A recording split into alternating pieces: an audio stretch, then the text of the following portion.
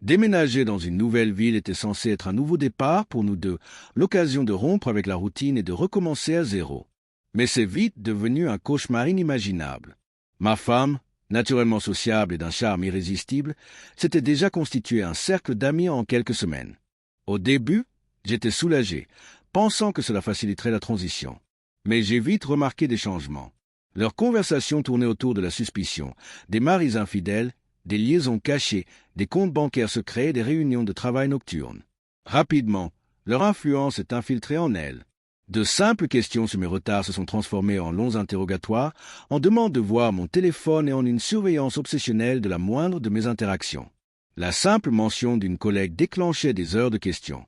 Puis j'ai découvert le traceur GPS sur ma voiture, et là, j'ai compris. Elle avait suivi leurs conseils, franchi la ligne rouge et violé ma vie privée. Quand je l'ai confrontée, elle a prétendu que c'était pour sa tranquillité d'esprit, qu'elle avait besoin de preuves de mon innocence, mais elle n'avait aucune raison valable, si ce n'est la paranoïa alimentée par ses amis. La situation a dégénéré. À mon réveil, j'ai découvert une application de surveillance sur mon téléphone installée pendant mon sommeil. L'emprise qu'elle exerçait était étouffante. J'ai tenté de la raisonner, de lui suggérer une thérapie, de lui demander d'arrêter, mais elle a déformé la réalité, m'accusant d'exagérer, de ne pas comprendre, d'être manipulatrice. Elle a commencé à venir à l'improviste sur mon lieu de travail, me posant des questions étranges sur mes collègues et mon emploi du temps.